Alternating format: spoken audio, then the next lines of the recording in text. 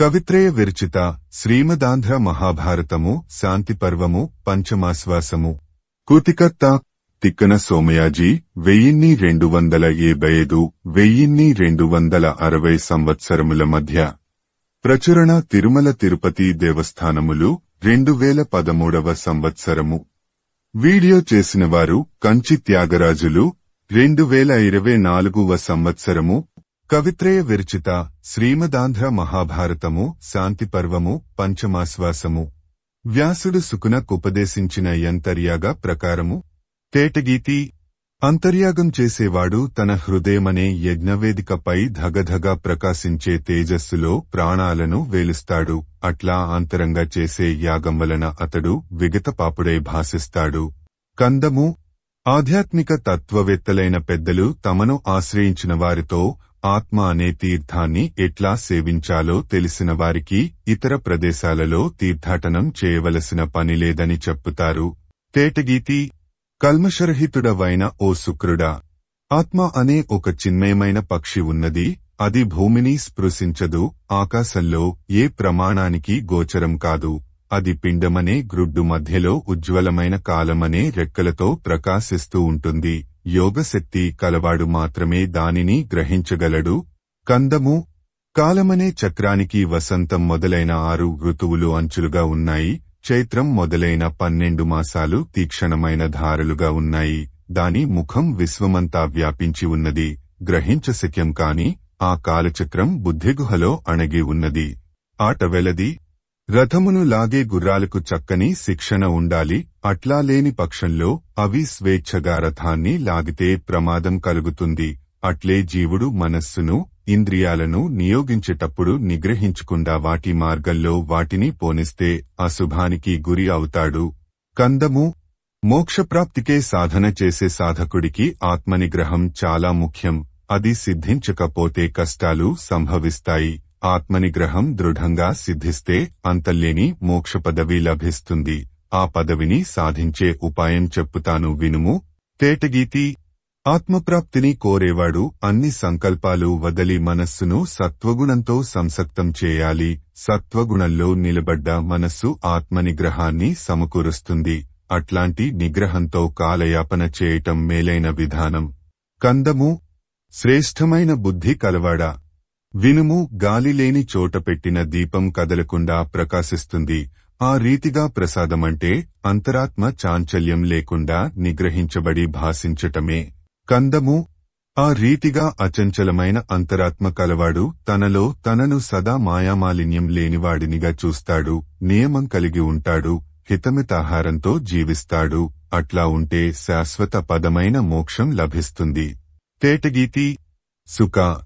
సాటిలేని వేదాంత శాస్త్రమనే మహాసముద్రాన్ని మథించి పుచ్చుకున్న సారమైన నవనీతాన్ని నీకిప్పుడు నేను ఇచ్చాను. నీవు దీనిని ప్రీతితో స్వీకరించుము. దీన్ని అనుసరించి నడుచుకొమ్ము. నిర్మలచిత్తుడైన తపోనిధికి నీవు దీన్ని ప్రసాదించుము. ఆట వెలది. వివేకశాలి. అన్ని వేదాల సారమైనది అధ్యాత్మ విద్య. దానిని దానం చేయటంతో సమస్తరత్న పూర్ణమైన భూమిని దానం చేసే విధి కూడా సాటి రాజాలదు. బ్రహ్మ విద్య శ్రేష్ఠాతి శ్రేష్టమైనదని తాత్పర్యం. వచనము. వ్యాసు డారీతిగా ఉపదేశించి ఇంకా ఏమీ వినగోరుతున్నావు అని ప్రశ్నించాడు. శుకుడు దీనికంటే వినవలసిందేముంది? ఈ విషయమే ఇంకా నా మనసులో దృఢంగా నాటుకొనేటట్లు బోధించుము అని అడిగాడు. అప్పుడు దయావిధేయుడైన వ్యాసమహర్షి ఆ శుకుడిని చూచి ఇట్లా అన్నాడు. కందము. కుమారా, పరమాత్ముడు పంచభూతాలను, ఆ భూతజన్యమైన చరాచర ప్రాణికోట్లను సృష్టికాలంలో ప్రవర్తింపజేస్తాడు. ప్రళయకాలంలో మళ్లీ వాటిని తనలో విలీనం చేసుకొంటాడు. ఈ రీతిగా సృష్టి స్థితి సంహారాత్మకమైన చర్య పరమాత్మ వృత్తిగా జరిగిపోతున్నది. అతడి భూతాహరణమనే చర్య భూతాలకు దుర్దశ. కందము. తాబేలు తన అవయవాలనెట్లా వెలికి చూపి మరలలోనికి ముడుచుకొంటుందో అట్లాగే సకల భూతస్వరూపుడైన పరమాత్ముడు భూతాలను సృష్టించి మళ్లీ తనలోనికి ఉపసంహరించుకొంటూ ఉంటాడు. కందము. యోగిజన శ్రేష్ఠుడవగు ఓ శుకుడా, పరమాత్ముడు మాయతో కూడినప్పుడే సృష్టి ప్రారంభమవుతుంది. అతడు మాయాయుక్తుడైన వేళలో భూతాలను సృష్టించకుండా ఉండలేడు. కాబట్టి భూత సృష్టి జరుగుతున్నది. మళ్లీ మాయను వదలగానే ఆ స్థితి భూతాల అభావాన్ని సూచిస్తుంది. అంటే పరమాత్మ మాయావియోగం చెందినప్పుడు సృష్టి లేకుండా పోతుంది, భూతాల ఉనికి నశిస్తుంది. తేటగీతి శ్రోత్రం శబ్దం ఆకాశము యొక్క గుణాలు, త్వక్కు స్పర్శం వాయువు యొక్క గుణాలు, జిహ్వ రసం జలము యొక్క గుణాలు, ఘ్రాణం గంధం పృథివీ భూతము యొక్క గుణాలు. ఈ రీతిగా పంచభూతాల నుండి పంచజ్ఞానేంద్రియాలు పంచ విషయాలు జనించాయి. మనస్సును నిగ్రహించిన యోగి పూర్ణంగా ఇంద్రియాలను విషయాలను నియమించగలుగుతాడు. కాబట్టి మనోనిగ్రహం ప్రధానమని భావం. కందము సుగుణాలంకారుడవగు ఓ సుక. శ్రోత్రం మొదలైన 5 జ్ఞానేంద్రియాలు కలవు కదా. మనస్సు 6వది, బుద్ధి 7వదవుతుంది. క్షేత్రజ్ఞుడు అనే జీవుడు 8వవాడుగా పరిగణింపబడుతున్నాడు. తేటగీతి కుమార, మనస్సు సంకల్ప వికల్పాలు చేస్తూ ఉంటుంది. ఆ దశలో నిశ్చయం చేసేది బుద్ధి. అంతరాత్ముడైన వాడు క్షేత్రజ్ఞుడనబడి అంతటికీ ఏకైక సాక్షిగా ప్రకాశిస్తూ ఉంటాడు. సత్వం రజస్సు తమస్సు అనే గుణాలు రూపంతో ప్రకాశించే ఆ క్షేత్రజ్ఞుడి ప్రకాశమే. తేటగీతి కుమార, ప్రసన్నచిత్తుడై సుఖించటం సత్వగుణ స్వభావం, దోహకంతో పరితపించటం రజోగుణ లక్షణం, అలసుడై బుద్ధిమాంద్యం కలిగి ఉండటం తమోగుణ లక్షణం. ఆయా గుణాలు తదనుగుణంగా ఆయా ఇంద్రియాలు ప్రేరణ పొందటం తర్వాత శమించటం అనేవి బుద్ధి వలన కలిగే పనులు. తేటగీతి పాపరహితుడవైన ఓ సుకుడా, ఇంద్రియాల కంటే విషయాలు, విషయాల కంటే చిత్తం, చిత్తం కంటే బుద్ధి, బుద్ధి కంటే ఆత్మ క్రమక్రమంగా శ్రేష్టములైనవి. ఆత్మకు బుద్ధికి పెద్ద తేడా లేదు. బుద్ధి అన్నింటిలోనూ వ్యాపించి ఉంటుంది. కాబట్టి కందము దోషరహితుడవైన ఓ సుక. సర్వవ్యాపిని అయిన బుద్ధి ఆత్మలో ఉంటూ నేత్రమై రూపాన్ని చూస్తుంది, చెవిగా మారి శబ్దాన్ని వింటుంది, నాలుకగా రూపొంది రసాన్ని గ్రహిస్తుంది, ముక్కై గంధాన్ని ఆఘ్రాణిస్తుంది, శరీరంలోని చర్మమై స్పర్శను స్వీకరిస్తుంది. కందము బుద్ధి ఒక సమయంలో సంతోషాతిశయంతో ఉప్పొంగిపోతుంది, ఇంకొక సమయంలో దుహకంతో కృంగిపోతుంది. సంతోష విషాదాలు రెండూ లేక సమభావంతో ఉంటూ ఒక్కొక్కసారి స్థైర్యం వహించి ఉంటుంది. గుణాలకు తాను నాయకత్వం పూని వాటిని తన ఇచ్చవచ్చినట్లు ప్రవర్తింపజేస్తుంది. ఆట వెలది జాగరూకుడవైన ఓ సుకుడా, పైన చెప్పిన రీతిగా ఉండే బుద్ధి యొక్క స్వభావాన్ని గ్రహించి సాధకుడైన మానవుడు పంచేంద్రియాలు మనస్సు బుద్ధి వీటిని అనుసరించరాదు. తనలో తనను చూచుకుంటూ బాహ్య పదార్థాలపై భ్రాంతి వదిలి ఉండాలి. అట్లా ఉన్నవాడిని సుఖదుహకాలు చెనకలేవు. అంటే అతడికి దుహకం వలన దీనత్వము, సుఖం వలన మదము కలుగవు. సుఖదుహకాలకు అతీతమైన స్థితిలో అతడుంటాడని భావం. ఆట వెలది నీటిపక్షి నీటిలో ఉన్నా మునిగిపోదు. అత్తిపండులో ఎన్ని పురుగులున్నా వాటి వలన ఆ పండు బాధింపబడదు. అదే రీతిగా ఆత్మ విషయాలలో ఉన్నా ఆత్మలో విషయాలున్నా ఆత్మకు వికారం కలుగదు. వచనము వ్యాసుడు సుకుడితో ఈ రీతిగా చెప్పాడు. కందము సాలెపురుగు తనలో నుండి దారమును సృష్టించినట్లే సత్వాది గుణాలు జ్ఞాన సుఖ దుహకాదులు కలిగిస్తున్నాయి. పురుషుడు ఉదాసీనుడై ఈ స్థితిని చూస్తూ ఉంటాడు. అందువలన అతడికి వికారం కలగదు. ఆట వెలది పరమాత్మ ఆద్యంతాలు జనన మరణాలు లేనిది. అట్టి దాని నాశ్రయించి సత్వాది గుణాలను వదలి కోపలోభాలను త్యజించిన ముని తన హృదయంలోని కామాదులకు జన్మస్థానమైన ముడిని నశింపజేసి మోక్షవైభవం పొందుతాడు. కందము బ్రాహ్మణుడై పుట్టినవాడికి ఆత్మనిగ్రహమనే సంపత్తే సర్వస్వం. అట్టి వినేబలం హృదయానికి అలవడిన మునీంద్రుడికి భయం శోకం మదం సంతోషం అనేవి లేవు. కందము చిత్త నిగ్రహం ఆత్మజ్ఞానం అనేవి ప్రబుద్ధుడైన వాడి లక్షణములే ఉన్నవి. మోక్షం సాధించటానికి 2 లక్షణాలే చాలి ఉన్నవి. వేరే సాధనలకే ప్రయాసపడనవసరం లేదు. వచనము ఈ విధంగా వ్యాసుడు చెప్పగా విని సుఖయోగీంద్రుడు అన్ని ధర్మాలలోనూ శ్రేష్టమైన ధర్మమేదో తెలియచెప్పుమని అడిగాడు. అంతట పుత్రస్నేహపరుడైన ఆ పారాశర్యుడు పురాతనము మునులచేత శ్లాఘ్యము అయిన శ్రేష్ఠ ధర్మాన్ని వివరిస్తాను, ఏకాగ్రమైన మనస్సుతో వినుము అని చెప్పి ఇట్లా అన్నాడు. కవిత్రయ విరచిత శ్రీమదాంధ్ర మహాభారతము శాంతిపర్వము పంచమాశ్వాసము. ఇంద్రియ నిగ్రహం ఉత్తమ ధర్మంబుగా నిరూపించుట. తేటగీతి ఉజ్వలమైన బుద్ధెగలవాడా, అన్ని దిక్కులకు పరుగిడే చిన్న పిల్లలను తండ్రి ఏ విధంగా పట్టి నిలవేస్తాడో అట్లాగే అన్ని దిశలకు ప్రసరించే శ్రోత్రాదులైన ఇంద్రియాలను నిగ్రహించుము. ఆ ఇంద్రియాలు మనస్సు కదలిక లేనివై ఏకాగ్రత్వం పొందటమనేదే మేలైన తపస్సు అవుతుంది. కందము కుమార, ఆ ఇంద్రియ సంయమనం ధర్మాలలో కెల్లా మేలైన ధర్మం. నీ మనస్సుతో ఆ ధర్మాన్ని సంసక్తం కావించుము. నియమంతో గట్టిగా దానిని బుద్ధితో చేర్చుము. తేటగీతి, నీవు శ్రోత్రం మొదలగు 5 జ్ఞానేంద్రియాలను మనస్సును శబ్దాది విషయాల వైపు పోనీయకుండా నిలుపుము. సంకల్పాలు వదలు. అట్లా చేస్తే సంతోషంతో తేనెనాస్వాదించే విధంగా తృప్తి పొందుతావు. పరతత్వమును సాక్షాత్కరించుకుంటావు. వచనము. ఈ రీతిగా చెప్పి వ్యాసుడు మళ్ళీ ఈ క్రింది విధంగా అన్నాడు. చంపకమాల, వృక్షం తన పూలను తాను వాసన చూడలేదు, తన పండ్లను తాను ఆస్వాదించజాలదు. అట్లాగే తత్వం తనకు తానుగా తన స్వరూపమును గ్రహించలేదు. నీవు నేర్పుతో అంతరాత్మను సాక్షాత్కరించుకునేందుకు చాలినంత నిష్ణాపరత్వమును పొందుము. అట్లా చేస్తే పాము కుబుసాన్ని వర్జించినట్లు నీవు పాపసంచయాన్ని వర్జిస్తావు. వచనము. ఈ చెప్పిన పద్ధతిలో అంతరాత్మను సాక్షాత్కరించుకుని శాంతిని పొందాలి. లోభం అనేది ఎక్కడ ఎప్పుడు ఎట్లా పుట్టిందో తెలియదు. సంకల్పాలే దానికి గట్లు, క్రోధమే దానిలోని బురద, ఇంద్రియాలే అందలి మొసళ్ళు, కోరికలే అందులో పాములు. అది మోహమనే గడ్డితో కప్పబడి ఉంటుంది. సంసార సాగరంలో ప్రవేశిస్తుంది. అట్లా భయంకరంగా ఉన్న ఆ నదిని వివేకం లేని వారు దాటలేరు. సత్యమనే ఉపాయంతో దానిని దాటాలి. అట్లా దాటి. కందము కుమార, నీవు పై రీతిగా లోభమనే నదిని దాటి నిర్మలాత్మతను పొందుము. కొండపై నున్నవాడు భూమి మీద నున్నవారినెట్లా చూస్తాడో అట్లాగే ఈ ప్రాణులను దర్శించుము. అట్లా చూచి సంతృప్తి వహించి ఉండిపొమ్ము. కందము. వత్స, నేనిప్పుడు నీకు చెప్పిన ధర్మాలన్నిటిలోనూ ఇంద్రియ నిగ్రహ రూపమైన శాంతమనే ధర్మం మిక్కిలి విశిష్టమైనది. నా అంతఃకరణం సాక్షిగా నీకు నేను ఎంతో ప్రేమతో ఈ శ్రేష్టమైన బ్రహ్మ విద్యను బోధించాను. వచనము. బ్రహ్మజ్ఞానిక నిలయుడైన వ్యాసమహర్షి ఈ విధంగా ఉపదేశించేసరికి శుకుడు కృతకృత్యతతో ధన్యుడయ్యాడు. అతడి తెలివిని అభినందిస్తూ వ్యాసుడు మళ్లీ అతడికి ఆత్మవిద్యను వివరించే కొన్ని మాటలు చెప్పాడు. ఆ మాటలు చెప్పుతాను. కందము. వత్స, బ్రాహ్మణత్వం అనేది ప్రశాంతి చేత మాత్రమే ప్రాప్తిస్తుంది. 4 వేదాలు, 6 వేదాంగాలు, శిక్ష, వ్యాకరణం, ఛందస్సు, నిరుక్తం, జ్యోతిషం, కల్పం అనేవి చదివినా సిద్ధించదు. అట్లే యజ్ఞాలు చేసి మంచి యజమానుడుగా పేరు పొందినప్పటికీ బ్రాహ్మణత్వ స్థితి లభించదు.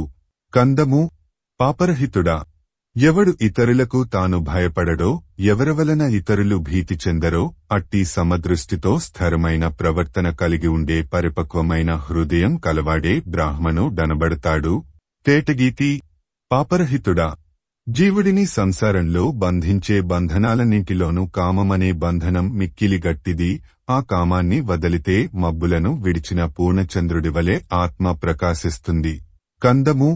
శ్రేష్టమైన బ్రహ్మతత్వాన్ని ఉపాసిస్తూ కామభావాలను క్షయింపజేసుకొనాలి. అట్లా ఉంటే పురుషుడిని శుక్లపక్షంలో నిత్యము శరీరాభివృద్ధి చంద్రుడిని పొందినట్లే శాశ్వత సుఖం పొందుతుంది. కందము. ప్రాణులలోని గుణాలనన్నిటినీ అభేద దృష్టితో చూచే జ్ఞాననిష్ఠుడి దుహకం చీకటి సూర్యుడి చేత నశించినట్లు సుఖాతిశయం చేత నశిస్తుంది. ఆట వెలది. ఆత్మ అనే ధనం తనది అనుకొనుకున్న ప్రీతిని కలిగిస్తుంది. ఆత్మ అనే భోజనం తినుకున్న తృప్తినిస్తుంది. ఆత్మ అనే దానితో భౌతిక స్పర్శ లేకున్నా బలం కలుగుతుంది. ఆ ఆత్మతత్వాన్ని చూడటమే వేదార్థాలను గ్రహించటం. కందము. కుమార, కర్మబంధము, సత్వాది గుణాలు, శబ్దాది విషయాలు క్రమక్రమంగా తొలగిపోయిన విప్రుడికి వార్ధకము, మరణము కలుగవు. తేటగీతి. కల్మషరహితుడా, శాస్త్రాలలో చెప్పబడిన పుణ్యకర్మల చేత ప్రశాంతి నొందిన జనులు మాత్రమే శరీరం కంటే భిన్నమైన శరీరి అనగా ఆత్మ యొక్క సూక్ష్మ స్వరూపాన్ని గ్రహించగలరు. అట్లా అవ్యక్తాత్మ స్వరూపాన్ని గ్రహించిన తర్వాత వారు వేరే సాధనాలను లెక్కచేయరు. కందము. సూర్యుడి స్వరూపం నీళ్లలో ప్రతిబింబంగా భాసిస్తుంది. అట్లాగే ఆత్మ బుద్ధిలో ప్రతిబింబరూపంతో వ్యక్తమవుతుంది. సత్వగుణ ప్రధానులైనవారు ఆత్మను యథాతథంగా చూడగలరు. అట్లాంటి వారికి మాత్రమే సత్యం భాసిస్తుంది. కందము పాపరహితుడా, సూర్యుడికి రేయంబవళ్ళు అనేవి లేవు. అట్లే సదా పరమయోగం పాటించే మునీంద్రుడికి వివేకం, అవివేకం అనేవి లేవు. సదా అతడు శుద్ధ జ్ఞానస్వరూపుడే ఉంటాడు. కాబట్టి ఇది వివేకం కలిగిన స్థితి, ఇది వివేకం లేని స్థితి అనేవి అతడికి లేవని తాత్పర్యం. కందము సమప్రధానుడైన యోగికి ఇంద్రియాలున్నా అవి లేకున్నా మనోలయ రూపమైన సమాధి దృఢంగానే ఉంటుందని శాండిల్య మహర్షి తన శిష్యులకు బోధించాడు. సీసము తేటగీతి సుకుడా, వినుము. కామమనే వృక్షం మోహమనే బీజం నుండి మొలుస్తుంది. ఏమరుపాటు అనే నీటితో పెరుగుతుంది. అజ్ఞానమే దాని స్థిరమైన ఆధారపు వేళ్లు, అసూయే దానికి ఆకులు. అది చాలా చిత్రంగా ఉంటుంది. మానమనే కాండంతో దృఢపడి ఆ వృక్షం పైకెదుగుతుంది. శోకమే కొమ్మలుగా, అనేక చింతలే రెమ్మలుగా, పూర్వం చేసిన కర్మల బలమే చేవగా పెరిగిన ఆ చెట్టు ఆశలనే తీగెలతో చుట్టబడుతుంది. లోభులు ఆ చెట్టు పండ్ల కాసించి ఎక్కి తుదకు పతనమైపోతారు. ఆత్మజ్ఞుడైన పండితుడు త్యాగమనే కత్తితో ఆ చెట్టును తెగనరికి దుహకాలకు దూరమవుతాడు. సీసము తేటగీతి పుత్ర, ఈ శరీరమే ఒక నగరం. బుద్ధి దానికి ప్రభువు. సమస్త విషయాలను చింతించే చిత్తం అక్కడ మంత్రి పదవిలో కొనసాగుతూ ఉంటుంది. శబ్దాదులైన 5 విషయాలు పురోహిత వర్గమై ప్రవర్తిస్తాయి. శ్రోత్రం మొదలైన ఇంద్రియాలే అక్కడి పురప్రజలు. ఇట్లా ఉండే ఈ రాజ్యాన్ని రజస్తమో గుణాలనే దుష్టులైన దొరలు అనుభవిస్తూ ఉంటారు. బుద్ధి తనకు వివేకం చాలనిదై చిత్తంతో విభేదించి రజస్తమోగుణాల శిక్షణలకు లోనే నశిస్తుంది.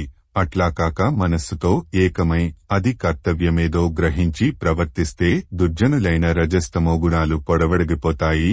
రాజ్యభోగం అక్షయమవుతుంది. వచనము ఈ విధంగా వ్యాసుడు శుకుడితో చెప్పాడని భీష్ముడన్నాడు. అప్పుడు ధర్మరాజు భీష్ముడితో, కార్యబలము, వీర్యబలము, మనోబలము గల్గిన చాలామంది ఉత్తములైన భూపాలకులు ఈ యుద్ధంలో అసువులు కోల్పోయారు. వీరిలో ఒక్కడు కూడా తన ప్రాణాలకు ప్రభువు కాలేకపోయాడు. మృత్యువంటే ఏమిటి? అది దేని నుండి సంభవించింది? అది ఏ రీతిగా ప్రజలను చంపుతుంది? తెలియజెప్పుమని అడిగాడు. అప్పుడు భీష్ముడతడితో ఇట్లా అన్నాడు. సీసము తేటగీతి కవిత్రయ విరచిత శ్రీమదాంధ్ర మహాభారతము శాంతిపర్వము పంచమాశ్వాసము. భీష్ముడు ధర్మరాజునకు మృత్యుదేవత తెగం గెడింగించుట. కురురాజవర్య, వినుము. పూర్వం అకంపనుడనే ఒక రాజుండేవాడు. అతడి కుమారుడు యుద్ధంలో మరణించాడు. ఆ రాజు దుఃఖాక్రాంతుడయ్యాడు. అట్లా ఉండగా నారదముని స్వేచ్ఛగా సంచరిస్తూ అప్పుడు అక్కడికి వచ్చాడు.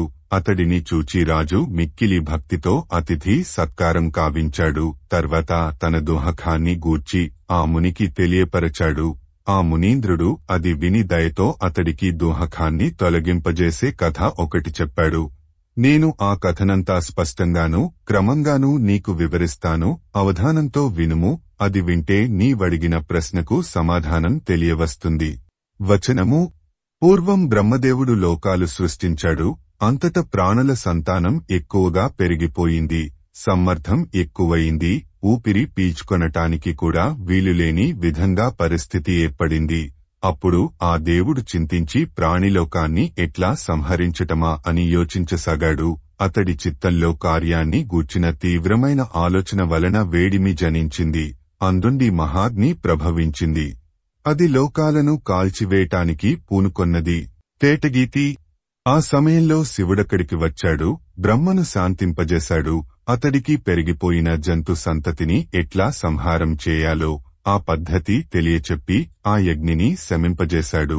అప్పుడు ఎర్రని కన్నులతోనూ భాసమానమైన అవయవాలతోనూ ఒప్పే ఒక స్త్రీ బ్రహ్మదేవుడి ఇంద్రియాల నుండి ఉద్భవించింది. వచనము ఆ రీతిగా పుట్టి దక్షిణ దిక్కుకెదురుగా పోసాగింది.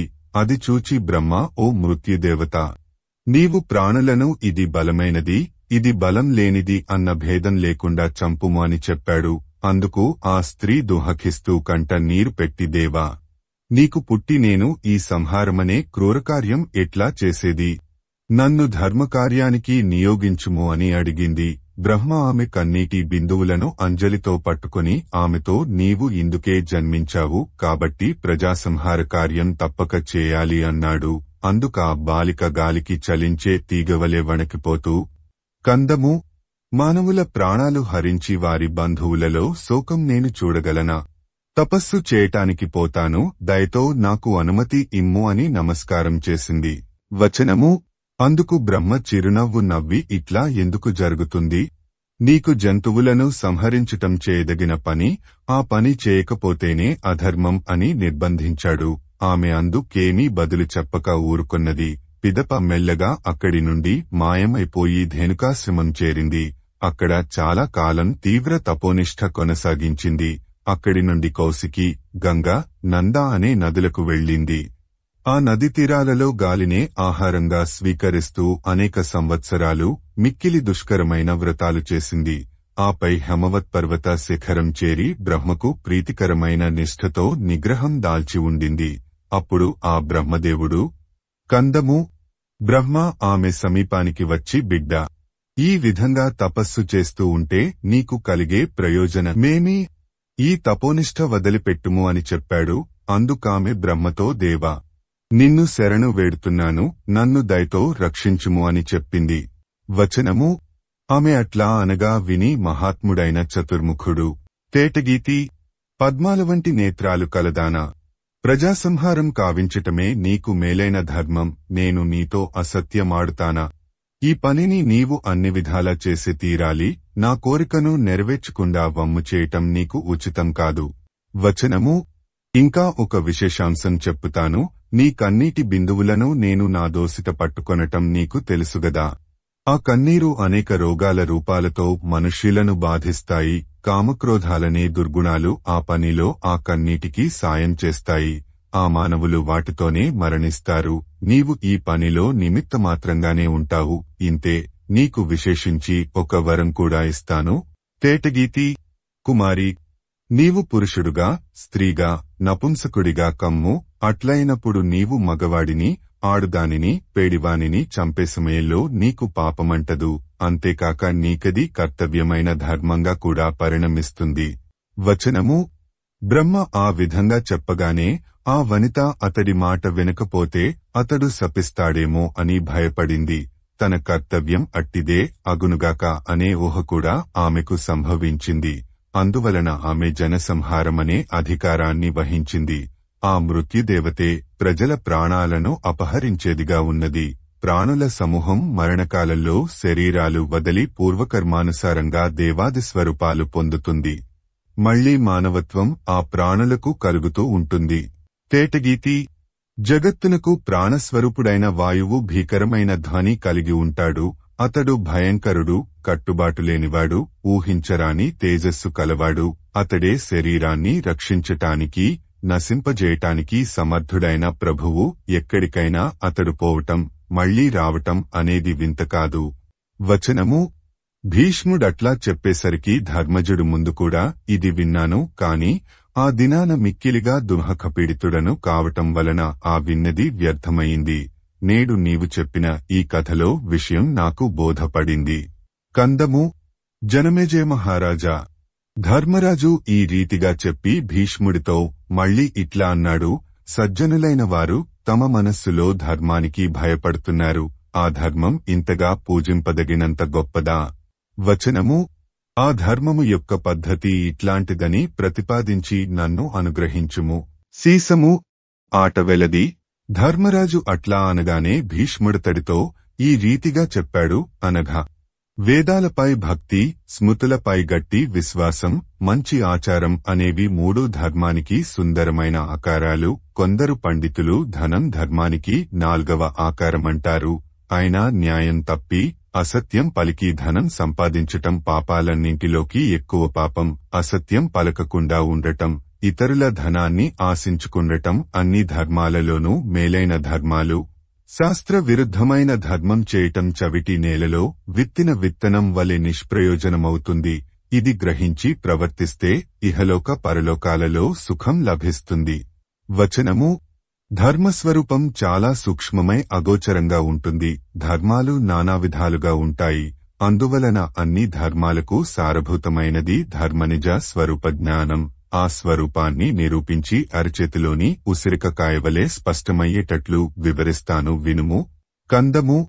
రాజా, ఇతరులు ఏమేమి చేస్తే తన మనస్సునకు అప్రియంగా ఉంటుందో ఆ పనులను తాను ఇతరులకు చేయకుండా ఉండటమే అన్ని ధర్మ మార్గాలకు ఉత్తమమైన ఆలంబనంగా ఉన్నది. ధర్మపదములకు అన్న పాఠమునకు ధర్మస్థానాలకు అని అర్థం చెప్పుకొనాలి. వచనము. భీష్ముడా విధంగా చెప్పేసరికి ధర్మరాజు సంతుష్టుడయ్యాడు. తాతకు నమస్కరించాడు. ధర్మస్వరూప నిరూపణం ఇంత చక్కగా ఉన్నదే అని ఆ నిరూపణాన్ని మెచ్చుకొన్నాడు. తరువాత భీష్ముడిని చూచి, నేనేదో పట్టుదలతో అడుగుతున్నానని భావించవద్దు. అవసరం లేనిదాని నడగను, తెలుసుకొనాలన్న అంశాన్ని అడుగుతాను. అంతేకాదు, ఒక్కొక్కసారి జిజ్ఞాసతో అడిగిన విషయాన్నే మళ్లీ అడుగుతుంటాను. దయతో నన్ను మన్నించి అనుగ్రహించుము. నీవు ధర్మస్వరూపాన్ని నిరూపిస్తూ సదాచారం ధర్మము యొక్క స్వరూపమని చెప్పావు.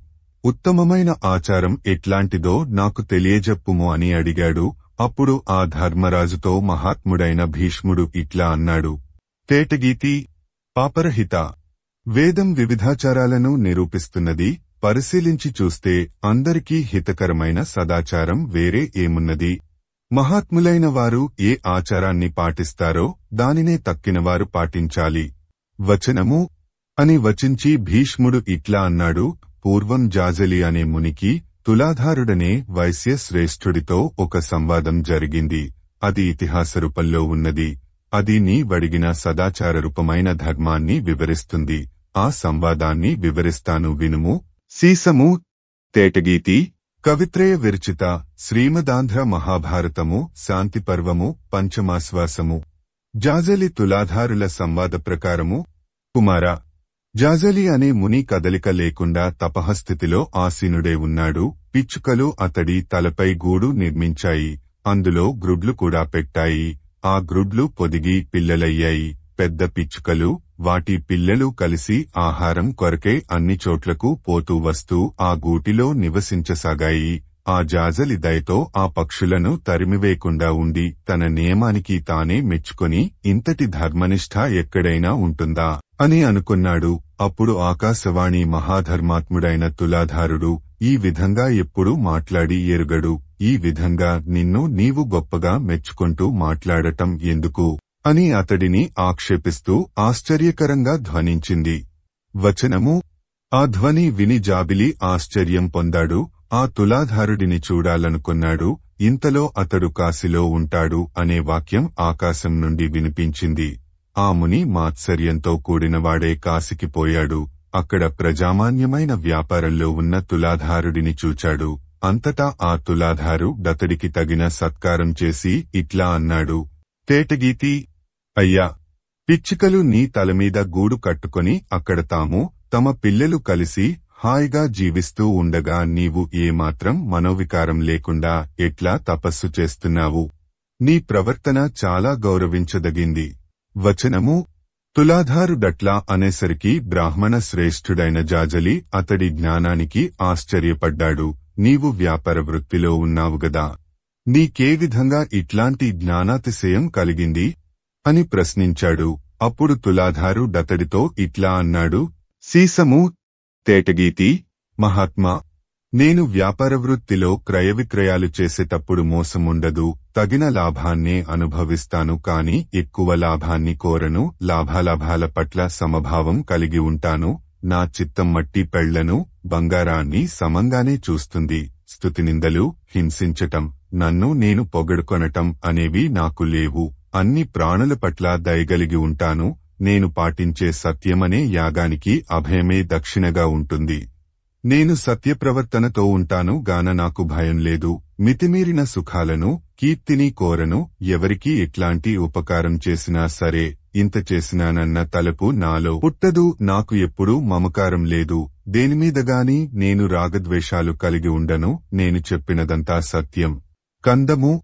నేను ఈ లోకాన్నంతటినీ చిత్రంలోని బొమ్మను చూచినట్లే చూస్తాను. అందువలన నా మనస్సు కలువరెకును నీరంటనట్లే దేనిని అంటుకొనకుండా నిస్సంగ స్థితిలో ఉంటుంది. వచనము. ఆ మాట విని తులాధారుడితో మళ్లీ జాజలిమునీంద్రుడు ఈ రీతిగా చెప్పాడు. తేటగీతి నీవు ఇప్పుడు పేర్కొన్న కర్మలలో తపస్సులు యజ్ఞాలు ధర్మకార్యాలని చెప్పవైతివి. వేదాలలో శాస్త్రాలలో నిష్ణాతులైన పెద్దలు తపస్సు మొదలైన కార్యాలను ఆర్యులు గౌరవించే సత్కర్మలలో లెక్కిస్తున్నారు గదా. అట్లాంటప్పుడు నీవెందుకు ఆ కార్యాలను పేర్కొనలేదు?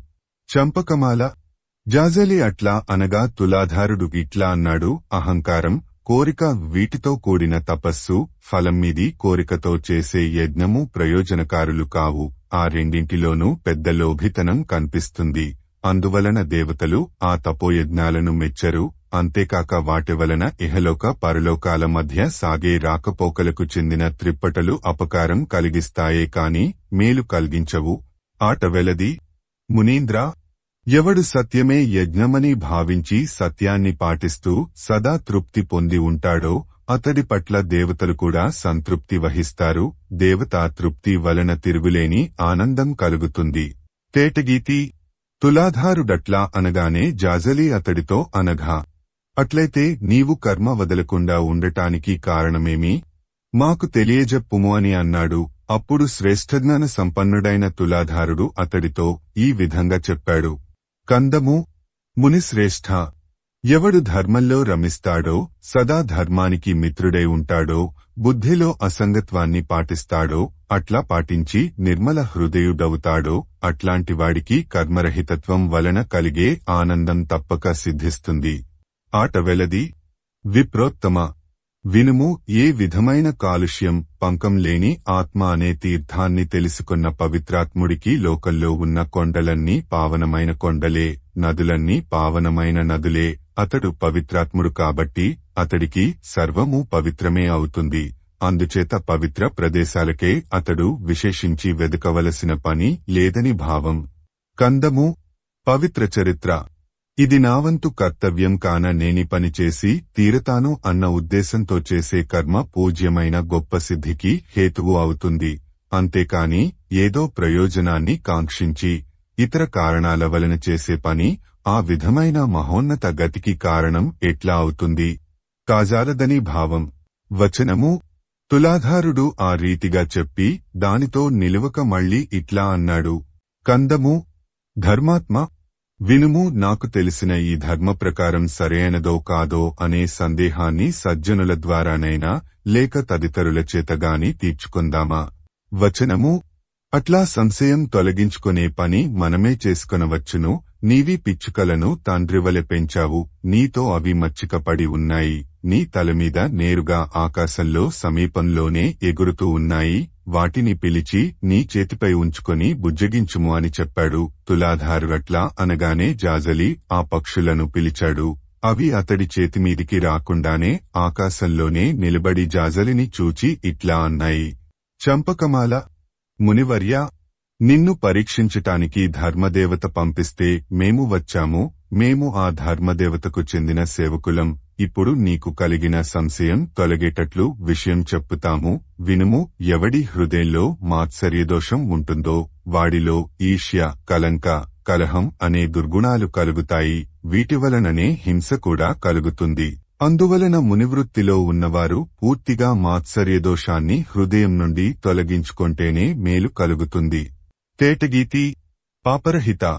స్పర్ధ అనే దుర్గుణం మంచి ధర్మాన్ని నశింపజేస్తుంది. మంచి ధర్మం నశిస్తే మనుజుడు పూర్తిగా వినాశానికి గురి అవుతాడు. అందువలన తెలివైన నేర్పరి నిర్మలమైన శ్రద్ధగలవాడై స్పర్ధ అనే దుర్గుణాన్ని వదలాలి.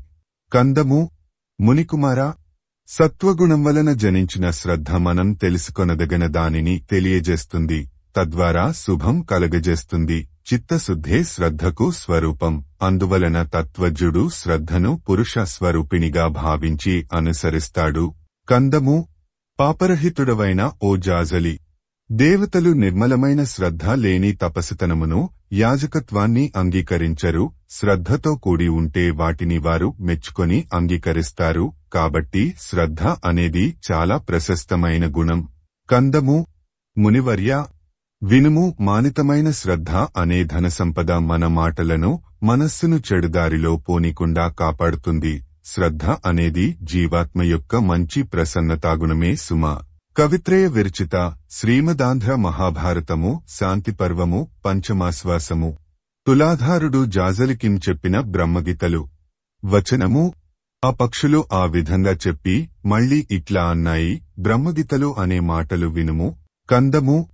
దేవతలు శుచిలేకున్నా యాగం చేసేటప్పుడు శ్రద్ధ గలవాడిని, శుచి ఉండినా శ్రద్ధలేని వాడిని పరిశీలించి నిరూపిస్తూ వీరిరువురికి పుణ్యం సంపాదించటంలో సమానత్వమే ఉంటుందని నిర్ణయించారు. శౌచంలేని దోషాన్ని శ్రద్ధ తొలగిస్తుందని భావం.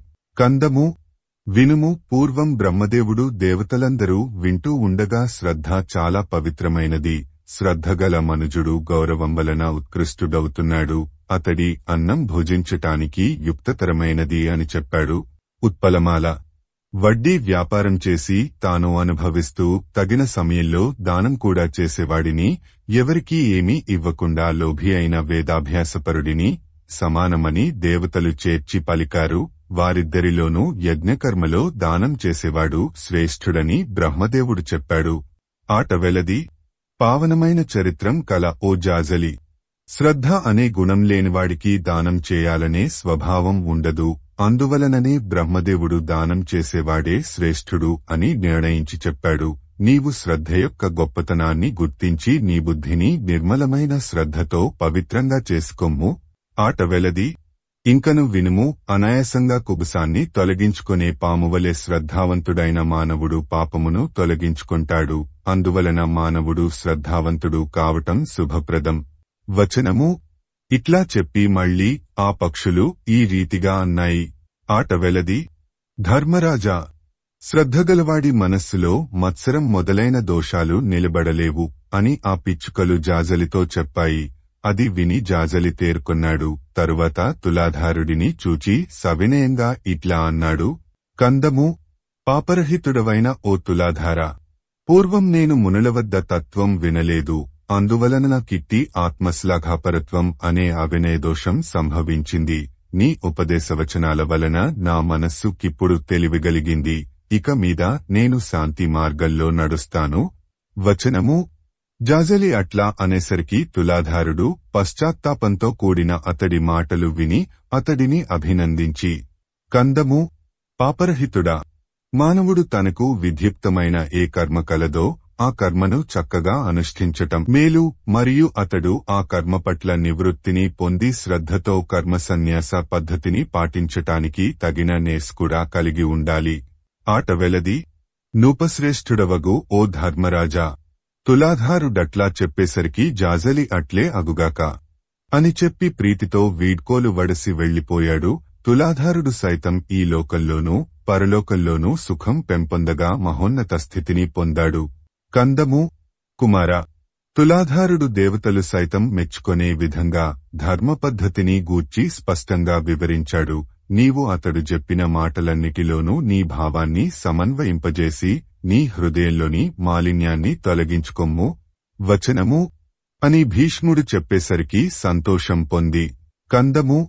కౌరవాధిపతి అగు ధర్మజుడు వినయంతో ప్రణమిల్లి భీష్ముడితో కార్యాలను సమీక్షించటంలో అవసరమైనది బహుదీర్ఘ సమయమా లేక అత్యల్ప సమయమా, చాలాకాలం ఆలోచించి కార్యం నెరవేర్చవలెనా లేక త్వరపడి నిర్ణయం చేయవలెనా, దయచేసి ఈ సంగతి వివరించుమని అడిగాడు. అట్లా అడిగేసరికి వచనము. భీష్ముడప్పుడు ధర్మరాజుతో ఇట్లా చెప్పాడు. కందము. రాజా, పనిచేసేటప్పుడు త్వరపడరాదు. తొందరపడకుండా చక్కగా చాలా కాలం ఆలోచించి చేస్తే ఓటమి కలుగదు. అంతేకాక అట్లా చేసేవాడికి తప్పకుండా ఆ కార్యంలో విజయం కూడా సిద్ధిస్తుంది. కందము. ఏమాత్రం సహనం లేనివారు మంచి ఏదో తెలియజాలరు. వారు చక్కగా ఆలోచించి కార్యాలు నిర్వర్తించేవాడిని చూచి వీడు జడుడు, అలసుడు అని నిందిస్తారు. అది బుద్ధిమంతుల లక్షణం కాదు. వచనము. భీష్ముడారితిగా చెప్పి మళ్ళీ ఇట్లా అన్నాడు. ఇప్పుడు నీవడిగిన విషయం మేధాతిథి అనే తాపసుడి కుమారుడు చెరకారి అనేవాడి చరిత్ర వింటే స్పష్టమవుతుంది. ఆ కథ వివరిస్తాను వినుము. కవిత్రయ విరచిత శ్రీమదాంధ్ర మహాభారతము శాంతిపర్వము పంచమాశ్వాసము. చిరకారియను మునికుమారుని చరిత్ర. కందము. ధర్మరాజా, ఆ మేధాతిథపుత్రుడు ఏ పనిని తొందరపడి చేయడు, చక్కగా ఆలోచించి చాలా కాలం తర్వాత ఆ పని నెరవేరుస్తాడు. అందువలననే ప్రజలతడిని చిరకారి అని వ్యవహరించారు. సీసము తేటగీతి ధర్మజ వినుము, మేధాతిథి ఏదో ఒక కారణాన భార్యపై కోపించాడు. కొడుకును పిలిచి ఆమెను చంపుమని ఆదేశించి వెంటనే అతడెక్కడికో వెళ్లిపోయాడు. మునికుమారుడైన చిరకారి తాను చేసే పనులన్నీ చాలా సేపు ఆలోచించి చేసే లక్షణం కలవాడు. అందువలన అతడిట్లా ఆలోచించాడు, ఈ మా తండ్రి ఆజ్ఞను పాటించకుండా ఉండటానికి వీలుగాదు, అట్లని తల్లిని చంపటం కూడా యుక్తం కాదు. తండ్రి యొక్క ఆలోచన తప్పించటానికి ప్రయత్నిద్దామనుకొంటే సత్కర్మవేత్తలైన పెద్దలు అట్లా చేయటం పాపమంటారు. తల్లినెట్లాగైనా కాపాడాలి. ఏ విధంగా చూచినా తల్లిదండ్రుల మధ్య ఈ పుత్రత్వం అనేది స్వేచ్ఛలేనిదిగా ఉన్నది. ఈ పాపాన్ని తొలగించజాలనది ఏదైనా ఉపాయమున్నదా? కందము తల్లిని చంపితే నరకం వస్తుందని భావించి మాతృహత్యను వర్ణిస్తాననుకో, అప్పుడు పిత్రాజ్ఞ ధిక్కరించిన దోషం రాదా? ఆ దోషం వలన నరక ప్రాప్తి తప్పుతుందా? తేటగీతి వంశము నిల్పటానికి గాను తల్లి నేలకాగా తండ్రి అందులో బీజావాపం చేస్తాడు. ఇది వారి పద్ధతి. నేను తల్లిదండ్రులిద్దరికీ సంబంధించినవాడను. ఈ క్లిష్ట పరిస్థితిలో ఈ ఇరువురిలో నేనిప్పుడెవరిని వదిలిపెట్టగలను? వచనము చిరకారి ఈ రీతిగా చింతించి తలుచుకొన్నవాడే. కందము తండ్రియే నేనే పుట్టాను, జనకుడి ఆజ్ఞ నెరవేరిస్తే కుమారుడి పాపాలన్నీ నశిస్తాయని కూడా విని ఉన్నాను. ఇంక లేనిపోని వేయి ఊహలు ఎందుకు? కందము తపస్సు, ధర్మం, విద్య, శ్రేష్టమైన దైవం ఇవన్నీ తండ్రియే. అందువలన తండ్రికి ప్రీతి కలిగించే పని నెరవేరిస్తే దేవతలందరూ ప్రీతి పొందుతారు. వచనము ఈ విధంగా తండ్రిని గూర్చి విశేషంగా చిరకారి విచారించాడు. తదుపరి తల్లి యొక్క స్థితిని గూర్చి ఆలోచించి మళ్లీ ఇట్లా అనుకున్నాడు, చంపకమాల అగ్ని అరణిని మథించటం వలన అందులో పుట్టుతుంది. అట్లాగే చేతులు, కాళ్లు మొదలైన అంగాలతో కూడిన ఈ శరీరం తల్లి నుండే జనిస్తుంది. అంతేకాదు సహించశక్యం కాని గర్భధారణ క్లేశం, తన శరీరం యొక్క బాగోగులు చూచుకొనకుండా బిడ్డకే పడే పలు కష్టాలు అయ్యో తల్లికే ఎంతో ఎక్కువగా ఉంటాయి. ఆట వెలది. తండ్రి బిడ్డ వద్దకు రాకపోకలు సాగిస్తూ చూస్తూ ఉంటాడు. అంతేకాని తల్లివలె బిడ్డ విషయాన్ని గాఢంగా పట్టించుకొని బాధపడడు. ధర్మశాస్త్రాలు కూడా తండ్రి కంటే తల్లి గౌరవంలో గొప్పది అని ఇట్లాగే చెప్పుతున్నాయి. ఆట వెలది. కన్నెకొడుకు చిన్న వయస్సులో ఉన్నా యుక్త వయస్సు కలవాడైనా వృద్ధుడైనా తల్లికి వాడిమీద ప్రేమ, అతడిని రక్షించే బాధ్యత ఒకే రీతిగా ఉంటాయి. తల్లి అనే వస్తువే ఈ లోకానికంతటికీ మూలకారణం. ఆట వెలది. నీచ ప్రాణులకైనా ఉత్తమ ప్రాణులకైనా ఏ రీతిగా ఆలోచించి చూచినా తల్లి ఒకే రీతిగా అవసరమై ఉన్నది. తల్లి వంటి సత్పదార్థం ఉన్నచోట సుఖంగా ఉండగలంగాని అది లేనిచోట ఉపశాంతితో జీవించటం సాధ్యమా? కందము ఎవడికి తల్లితో ఎప్పుడు వియోగం కలుగుతుందో వాడు అప్పుడే అన్ని విధాలా ఆసక్తుడవుతాడు. అప్పుడే దుఃఖితుడవుతాడు. అతడికి లోకమంతా శూన్యమై తోస్తుంది. అప్పుడు వాడు చలించిపోతాడు. కందము వాడు ధనికుడు కావచ్చును, లేక పేదవాడు కావచ్చును, బలవంతుడు కావచ్చును, లేదా బలహీనుడు కావచ్చును, మూర్ఖుడు కావచ్చును, లేదా బుద్ధిమంతుడు కావచ్చును, వాడు వీడు అనవలసిన పని లేదు. ఎవడికైనా తల్లి జీవించి ఉండటమే సుఖ హేతువై ఉంటుంది. తేటగీతి ఇట్లాంటి పూజ్యురాలైన తల్లిని వధించటం అన్ని రీతిలా మహాపాపమనే సముద్రంలో ముంచివేస్తుంది. ఈ సంగతి పశుల కాపరికి కూడా తెలిసిందే. తల్లిని చంపటానికి సాహసమెట్లా కలుగుతుంది? చేతులెట్లా ఆడుతాయి? వచనము చిరకారి ఈ రీతిగా అనేక విధాల ఆలోచిస్తూ ఉండిపోయాడు. సహజంగా అతడు బహుకాలం చింతించి పనిచేసేవాడు కావటం వలన తొందరపడలేదు. ఇట్లా చాలా సమయం జరిగిపోయింది. అప్పటికి అతడి తండ్రి మేధాతిథి కందము ఇంచుక పనికి కోపించి క్రూరుడనే భార్యను చంపుమని పుత్రుడి నాజ్ఞాపించి వచ్చాను. కుమారుడు ఆ పనిచేసి ఉంటాడేమో అని కన్నీరు కారుస్తూ వడివడిగా తిరిగి వచ్చాడు. వచనము అట్లా అతడు వచ్చేటప్పుడు కందము నా పుత్రుడు చిరకారి ఏ రీతిగానైనా చాలా కాలం ఆలోచించి పనిచేసే తన సహజ స్వభావాన్నే ప్రదర్శిస్తాడు. కాని త్వరపడి పనిచేసి నన్ను దుఃఖింపజేస్తాడా? వాడు చాలా ఉపాయం కలవాడు. అందువలన ఇట్లాంటి క్రూరమైన పనికి తొందరపడతాడా? పడడని భావం. వచనము: ఇట్లా భావించి కుమారుడితో మళ్ళీ ఇట్లా అనుకున్నాడు. చంపకమాల! కరుణాపరుడవైన ఓ కుమారా! నీవు చాలా కాలం నీ తల్లి గర్భంలో ఉన్నావు. నిన్ను ఎంతో కాలం నీ తల్లి పోషించింది. నేను నిన్ను అవినీతి పరమైన కార్యం చేయటానికి పురికొల్పాను. అయినా చాలా కాలం నీ తల్లి నీకే చేసిన సేవలను తలంచుకున్నావంటే చిరకారి అనే నీ పేరు సార్థకమవుతుంది. నీవు తొందరపడి నీ తల్లి వధకు పూనుకొనవు అని భావం. ఆట వెలది. బాబూ, నాకు నేనింతకాలం చేసిన తపస్సుకు నింద కలుగకుండాను, నా కుమారుడవైన నీకు తల్లిని చంపినందుకు కలిగే పాపభీతి అంటకుండాను, సమస్త ప్రాణులు నీ చిరకారిత్వమనే లక్షణాన్ని స్తుతింపగాను నీ తల్లి పట్ల ప్రీతి నేర్పితివా? నీ చిరకారిత నెమ్మి చేస్తన్న నీ చిరకారిత్వమనే ధర్మాన్ని ప్రీతితో నెరవేర్చావా నాయనా అని కూడా అన్వయించుకొనవచ్చును. వచనము: ఈ రీతిగా అనుకొంటూ వచ్చి మేధాతిథి తన ఇల్లు ప్రవేశించాడు. అతడిని చూచి చెరకారి తన చేతనున్న ఖడ్గాన్ని వదిలిపెట్టాడు. ఆపై తండ్రి పాదాలు శిరస్సు సోకేటట్లు నమస్కరించాడు. మునిపత్ని కూడా ఆయనకు ప్రణమిల్లింది. ఆ మునీంద్రుడు ఆ ఇద్దరినీ ఎత్తి తన దుఃఖబాష్పాలు ఆనందబాష్పాలు కాగా కుమారుడిని గట్టిగా కౌగిలించుకున్నాడు. అతడి శిరస్సు మూర్కొన్నాడు. ఆశీర్వచనాలతోనూ పొగడితలతోనూ అతడిని మెచ్చుకొన్నాడు. తరువాత మునీశ్వరుడు, అతడి భార్య, కుమారుడు సుఖాసీనులే ఉన్నారు. అప్పుడు మేధాతిథి ఇట్లా అన్నాడు: కందము, ఒక కార్యం చేయవలసి వచ్చినప్పుడు చాలా కాలం ఆలోచించి ధీరత్వంతో మంచి చెడ్డలు నిర్ణయించుకొని ఆ పని నెరవేర్చాలి.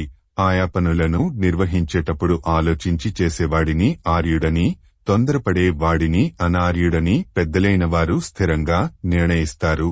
కందము, తొందరపడక చాలాసేపు విచారించి ఇతడు మిత్రుడు, ఇతడు శత్రువు, ఇతడు యోగ్యుడు, ఇతడు అయోగ్యుడు అని పరిశీలించి ఆచరించే సచ్చరిత్రుడు సమస్తమైన శుభాలను పొందుతాడు.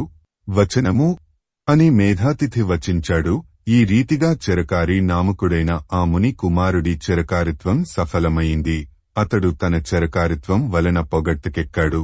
కందము, కురువంశోత్తముడవైన ఓ ధర్మరాజా! అందువలన నీవు కూడా కార్యం చేయవలసి వచ్చినప్పుడు మంచి చెడులను చక్కగా ఆలోచించి తొందరపాటు లేక నిర్వర్తించుము. అట్లా చేసిన కార్యం యొక్క నిర్ణయం శాశ్వత ఫలాలను ప్రసాదిస్తుంది. కందము, పాపరహితుడవైన ఓ యుధిష్ఠిరా! వినుము. తొందరపడి ఒకడు పనిచేస్తే ఆ పని చేసినవాడికి తరువాత పశ్చాత్తాపం కలిగిస్తుంది. అట్లా కాక చక్కగా చాలా కాలం ఆలోచించి దోషం లేదని నిర్ణయించుకొని చేసిన పని కర్తకు కళ్యాణాన్ని, ప్రకాశాన్ని తెచ్చిపెట్టుతుంది. వచనము: భీష్ముడా విధంగా చెప్పగా విని ధర్మరాజు ప్రజలను శిక్షించే పద్ధతి ఎట్లాంటిది అని మళ్లీ ప్రశ్నించాడు. అప్పుడు భీష్ముడిట్లా అన్నాడు: పూర్వం ద్యుమత్సేనుడనే రాజుండేవాడు. అతడి కుమారుడు సత్యవంతుడు. వారిరువురి మధ్య ఒక సంవాదం జరిగింది. ఆ సంవాదం నీవిప్పుడు నన్ను అడిగిన ప్రశ్నను వివరిస్తుంది. దానిని చెప్పుతాను వినుము. వారిరువురు ప్రజలను శిక్షించే విధానాన్ని గురించి మాట్లాడుకునే సమయంలో సీసము, తేటగీతి, ద్యుమత్సేనుడు నేరం చేసిన వారిని వధించటం ధర్మమని పండితులు చెప్పుతారని ఆనతి ఇచ్చాడు. అది విని అతడి కుమారుడు సత్యవంతుడు చంపటమే ధర్మమైతే ఇంక చేయరాని అధర్మ కార్యమేముంటుంది అని ప్రశ్నించాడు. అందుకు రాజు దొంగలు, దుర్జనులు వధాదులే, లేకపోతే లోకానికి వారి వలన బాధలు తప్పవు అని చెప్పాడు. అందుకు సత్యవంతుడు చంపటమనే శిక్షను వదలి మరొక దండన విధానంతో శిక్షించటం ఉచితం కదా అని అడిగాడు. అందుకు రాజు, అట్లా ఎందుకు జరుగుతుంది? తప్పు చేసిన వాడిని దండించేటప్పుడు చేసిన తప్పు ఏ పాటిదో గమనించి అందుకు తగినట్లు చురచుర చూడటమనే శిక్షగాని, తీవ్రమైన మాటలతో మందలించటం అనే శిక్షగాని, డబ్బు వసూలు చేయటమనే శిక్షగాని, లేక శరీరంలోని అవయవాలను వికృతం చేయటమనే శిక్షగాని విధించాలి అని చెప్పాడు. కందము, పాపరహితుడవగు ఓ కుమారా! చెప్పుతాను వినుము. చంపదగిన తప్పు చేసిన వాడిని చంపటమే కర్తవ్యం. రాజైన వాడికి దుర్మార్గుడి పట్ల వీడు నాకు కావలసినవాడు, చుట్టం, తమ్ముడు, కుమారుడు అనే పక్షపాతం కూడా పాపమే అవుతుంది సుమా. తేటగీతి, రాజైనవాడు తాను ముందు వినయంగల వాడుగా ఉండాలి. తదుపరి తన మంత్రులను, కుమారులను, సేవకులను క్రమంగా వినేపరులను చేయాలి. అట్లా చేసి ప్రజలను రక్షించే భూపతి ఇహలోక సుఖాన్ని, పరలోక సౌఖ్యాన్ని చూరగొంటాడు. కందము పుత్రా, తప్పు చేసినవాడి తప్పును చక్కగా పరీక్షించాలి. కామక్రోధాలు వదలి ఉచితమైన పద్ధతిలో ఏ విధమైన పక్షపాతమూ లేకుండా వధార్హమైన నేరానికే మరణదండన విధించాలి. అట్లా చేస్తే అది ధర్మాన్ని పోషించే శిక్షగా అవుతుంది. కందము దుర్మార్గులు నేరం చేసినవారు వధించబడటం చూస్తూనే ఉంటారు. కాని కామం, క్రోధం, లోభం అనే దుర్గుణాలు మితిమీరటం వలన మదిలో ఏ విధమైన సందేహం లేకుండా ఇతరులకు తీవ్రమైన అపకారం చేస్తూనే ఉంటారు. ఇది మనం చూస్తూనే ఉన్నాం కదా. కాబట్టి మరణదండన విధించకుండా రాజు పూర్తిగా అహింసా పద్ధతిని పాటిస్తే లోకంలో ఎంతో అరాజకం ప్రబలిపోతుంది. ఆట వెలది.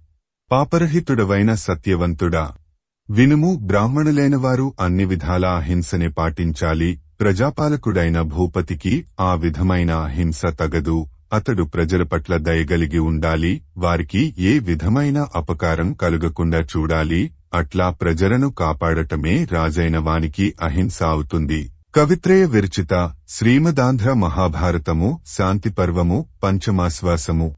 కూతికర్త తిక్కన సోమయాజీ 1275–1260 సంవత్సరముల మధ్య ప్రచురణ తిరుమల తిరుపతి దేవస్థానములు 2013 సంవత్సరము.